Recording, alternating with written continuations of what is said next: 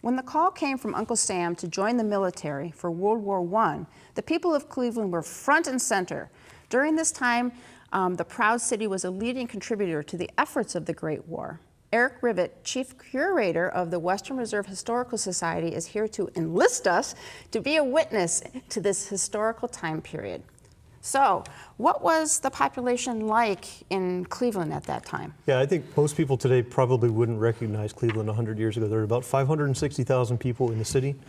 Cleveland at that time was the 6th largest city in the United States. I think we're 51st today, so it's a very dramatically different city.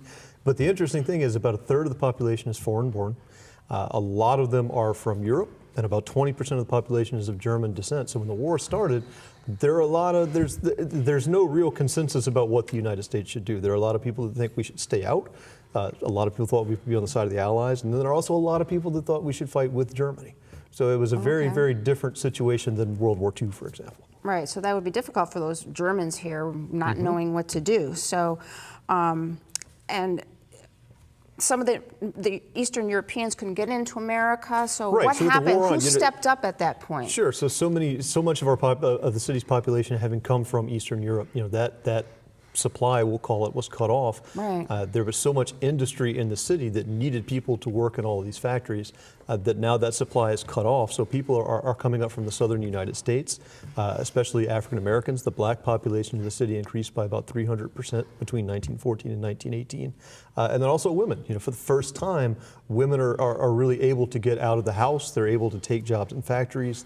They can go to work with the Red Cross, the YMCA. There are a lot of opportunities that they had really never had before. Okay, and tell me the name of the exhibit exactly. Oh, it's a city worth fighting for. Okay, and you've got a story in the exhibit about two brothers from Cleveland who served in the Great One, right? Yeah, so there were about 41,000 Clevelanders that served in World War I, and two that we chose to focus on are the Norton brothers, Lawrence and Robert Norton. And the Nortons were one of the old families of Cleveland, Millionaires Row, as we talked about earlier on the show. Very, very wealthy brothers. They served together on the Mexican border, and then they were sent overseas to France pretty late in the war. They served in an artillery unit. We have 3/4 length portraits of them in their uniforms, and one of the really interesting things is Lawrence Norton ended up being the president of the Western Reserve Historical Society for about 25 years, give or take, and we have his uniform. So the uniform he was wearing when he had his portrait painted is right next to the portrait. Okay, and we've got some pictures of some of the propaganda posters. I mean, they look like art posters, really. They really were, and in fact, there were some very prominent artists that really got their start doing these kind of propaganda posters in World War I. There was an Ohioan named Howard Chandler Christie, who after World War I, going into the 1920s, he was the most sought-after portrait painter in the United States, and he got his start, really rose to fame. In fact, I think you're going to see some of his posters on your viewers. In the exhibit, yeah, there's some on the air right now. Yeah, we have about 25 posters on display. You'll see a couple of Christie portraits, but again, very, even though they were made to be disposable, they really were works of art. Okay, and there was a unique way that the 332nd Infantry Regiment helped protect Italy. Tell me about that. So in 1914, the U.S. Army had 100,000 men. 1918, there's 4 million. So the Army exploded in size. About half of that got overseas to France, about 2 million Americans.